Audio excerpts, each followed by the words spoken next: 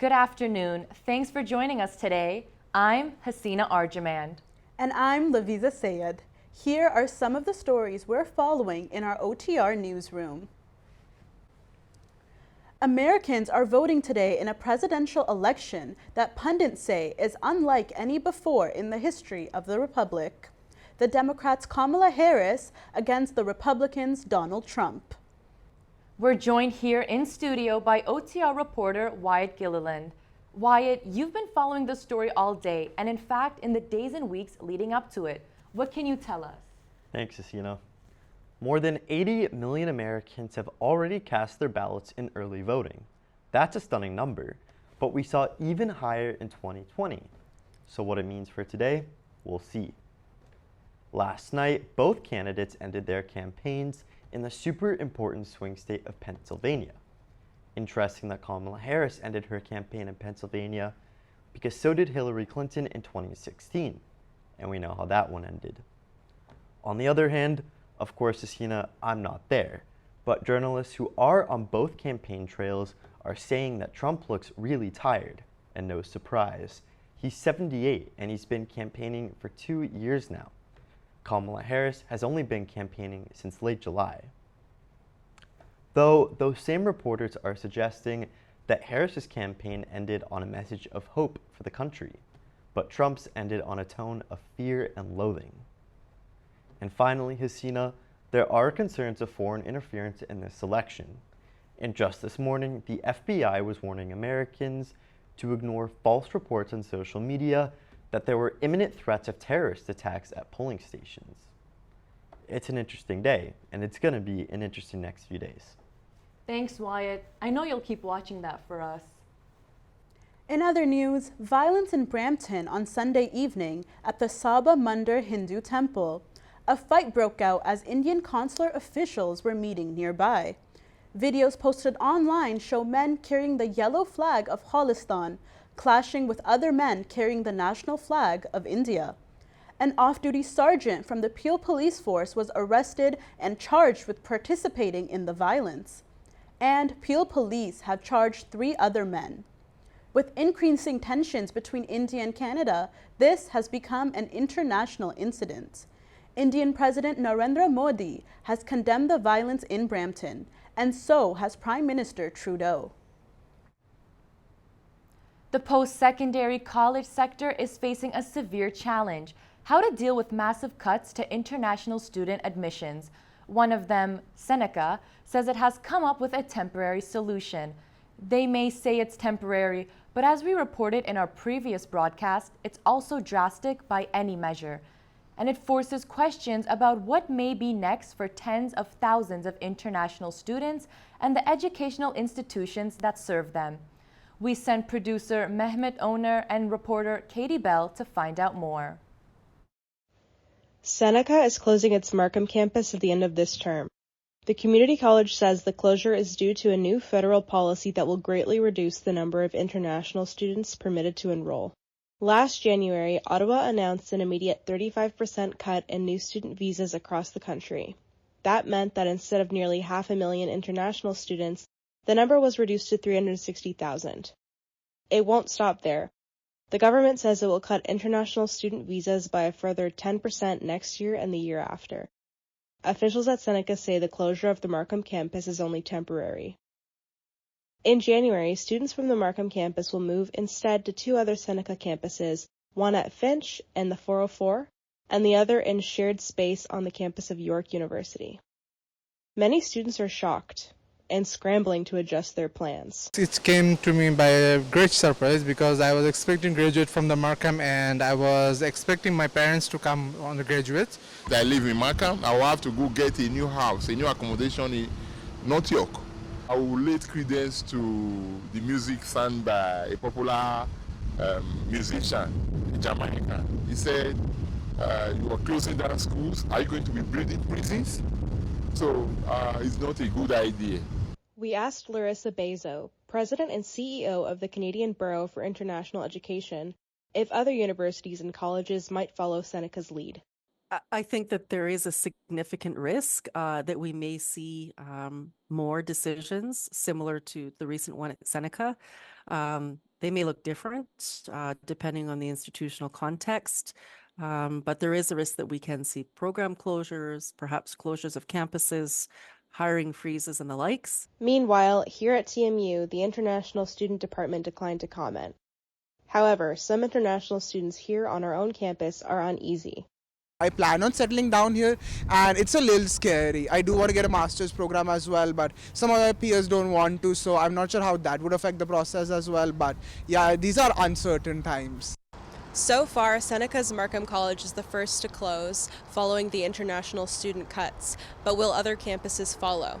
With On the Record News, I'm Katie Bell. Another community college where drastic cuts are expected is Mohawk College in Hamilton. In a memo to faculty and staff, Mohawk President Paul Armstrong said there will be layoffs. He said every area of the college will be affected. Staff at Mohawk have begun a review of departments, leading some to expect programs may be cut or greatly diminished. Mohawk is anticipating a $50 million deficit next year. Canada has lost a monumental figure. Murray Sinclair, the former senator and first Indigenous judge in Manitoba, has died at age 73. Sinclair chaired the Truth and Reconciliation Commission, where he heard the stories told by survivors of residential schools. His family says he died peacefully early yesterday in Winnipeg, surrounded by love. Prime Minister Trudeau and Governor General Simon led tributes to Sinclair, noting his lifelong dedication to justice and Indigenous rights. Now, let's have a look at the other stories we're working on today and this week in our On the Record newsroom. Standing by live in the newsroom is Emily Zhang. Emily, what have you got for us? Thanks, Laviza. Well, as you just heard, the respected Indigenous Senator Murray Sinclair has died. As I speak with my colleagues, Claire Dufour and Dima Minoranov are working on a piece about Sinclair's life and work, so look out for that one on the website this afternoon. Also, this week, big news. Our reporter Carly Hughes and Belle O'Neill are investigating the Ford government's proposal to ban international students from Ontario's med schools. It's a controversial move. Stay tuned for what they uncover. Shifting to the world of style, Kinza, Zafar and Seneca are on the scene at Toronto Fashion Week running November 14th through 17th. They'll be front row for designer Tristan Anathol's debut, and you don't want to miss it. If you're looking for something fresh, my colleague Sierra Edwards and I will be at Toronto's first ever Sober-ish festival. Non-alcoholic drinks are on the rise, and we're exploring what's making them so popular. So be sure to visit ontherecordnews.ca, where you can listen to our latest podcast episode and check out all the stories our team has been working on. Back to you in the studio. Thanks, Emily. If you thought Toronto's car thefts were out of control, brace yourself and hide your pickleball paddles. Thieves are targeting high-end paddles and reselling them online. A shop owner in Markham says his store has been targeted more than once. He says he's lost around $40,000 worth of pickleball paddles. Stolen paddles have been spotted on Facebook Marketplace, with some still bearing the original store price tags. As you'll recall from last week's broadcast, we were looking ahead to the mashup of Halloween and Diwali, which happened on Thursday. Well, Hssena and I are never ones to let a good story pass us by. So we went to Oakville, where the lights shone bright. I'm Hssena Arjmand. It's Sunday evening here in Oakville. Downtown Oakville came alive this weekend to celebrate Diwali Festival of Lights. Diwali is a Hindu festival that celebrates light over darkness and evil. The event featured a lively marketplace, captivating live performances, and plenty of activities for families. If you are here, you see there are a lot of people, not only from the South Asian community. They came here, they want to know what's Diwali. We have Diwali tree here. We are away from our country and our families, so here we are celebrating together like a family. One of the highlights was the illuminated 18-foot tree of light, where visitors captured memories and celebrated the spirit of Diwali. I am Hindu and Sikh. We do like 10 pujas at home. We go to the Gurdwara, Mandir. Honestly, it's such a bright festival.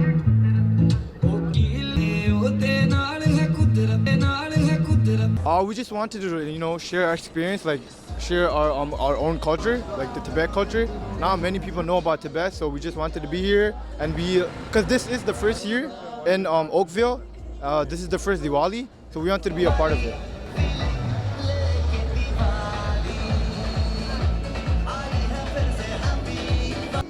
This festival brought together the community to celebrate Diwali. For On the Record News, I'm Hssena Arjmand. However, not everything on Diwali was light, bright, and fun. Yonge and Dundas Square was the scene of chaos around midnight Thursday night and into early Friday morning when drivers blocked roadways and launched fireworks.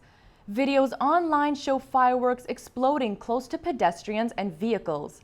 Police arrived and one person was arrested. Taylor Swift's blockbuster Eras Tour is coming to Toronto. The American pop star will perform 6 shows starting a week from Thursday. And in anticipation, the city has created a novel way to mark the big event, as well as find their way to the venue. Kinza Zafar has the story. This is the Rogers Center, where Taylor Swift will be performing a 6-show run starting next week. Yesterday, the city announced new street signs outside the venue. It's a temporary name for what we all know as Blue Jays Way. All in all, there are 22 new street signs that Torontonians are waking up to today. While some fans are excited, many are wondering if this is a good use of city resources or a PR ploy. In addition to Blue Jays Way, the signs are now on Queen West, John Street, and Front Street, all bearing Swift's name. We hit the streets to find out what people really think of Taylor Swift Way. It's cool. I think it's good for the city. It's good that she's coming, and I know a lot of people that are excited, so it's good to see it. I think it's so cool. Like, why not? It's so fun, and it's red. I think it's really good for Toronto that she's coming, and it's going to bring a lot of tourism here. So I think, yeah, anything to get people excited and pumped up. Of course, it's PR, but you're promoting. It's PR, but it's good PR, I think, and it's successful. After the 6 shows are over and the Taylor Swift Road Show has moved along, the street signs will be auctioned off for charity. Proceeds will go to the Daily Bread Food Bank. Rogers will match donations up to $113,000, a nod to Taylor Swift's lucky number 13. For On the Record News, I'm Kinza Zafar. Back to you in the studio from Taylor Swift Way. Thanks, Kinza. Other parts of the music world are mourning Quincy Jones. He died yesterday at age 91. The producer was a true legend. His career spanned nearly 8 decades. Jones worked with various titans of 20th century popular music, including Frank Sinatra, Ray Charles, and Michael Jackson. Jones produced Jackson's 1982 Thriller album, which more than 40 years later remains the best-selling album of all time, with 120 million copies. Quincy Jones died at home in Bel Air, California, surrounded by family.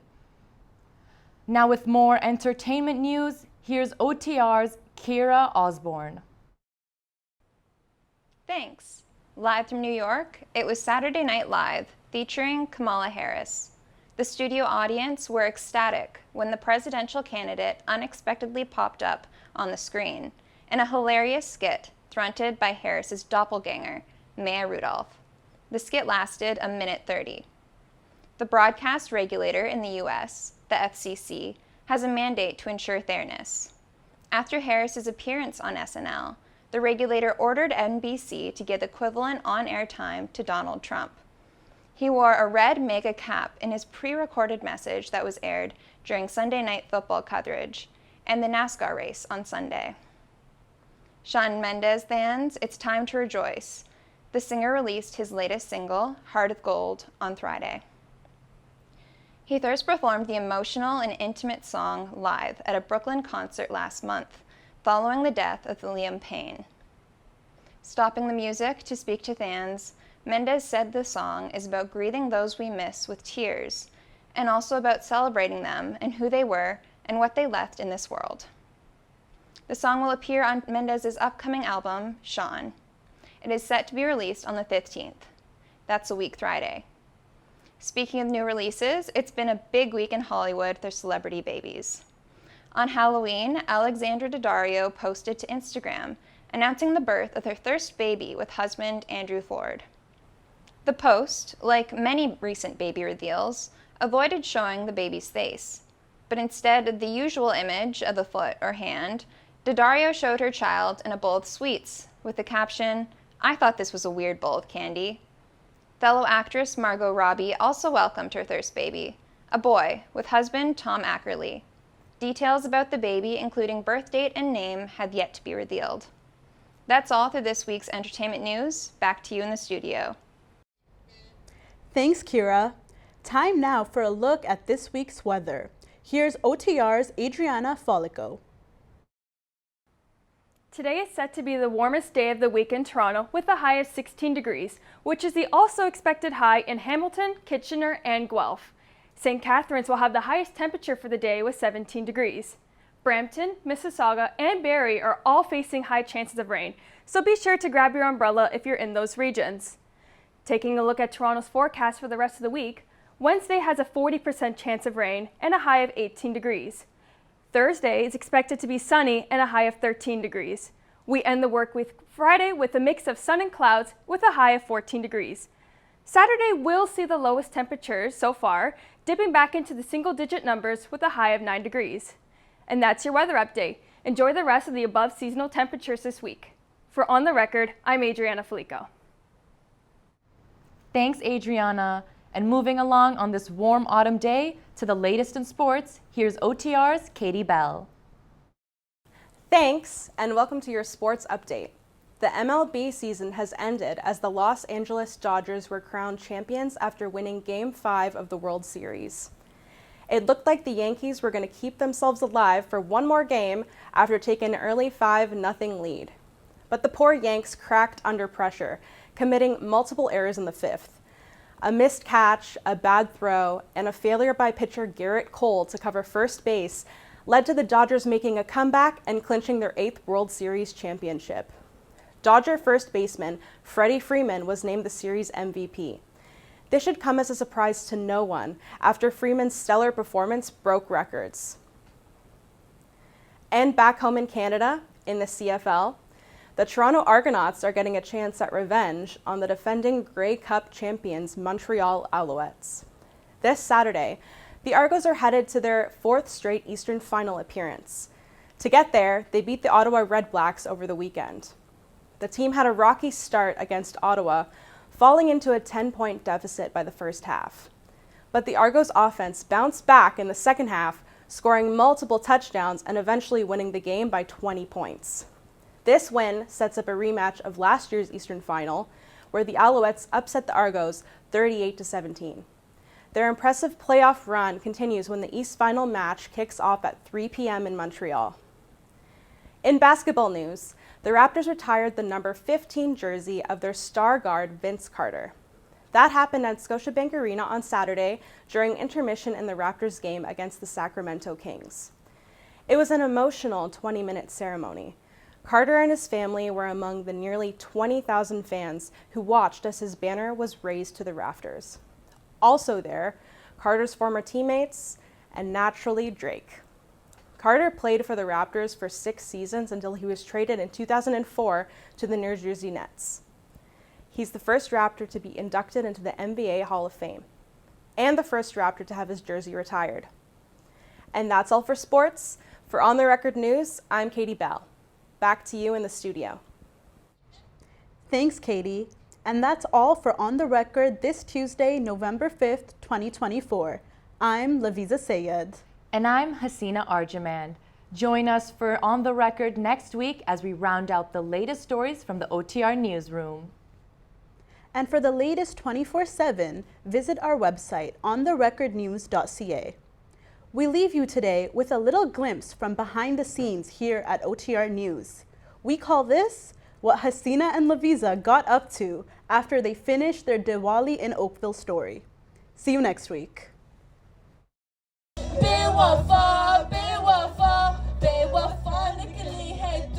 झूठा प्यार झूठा प्यार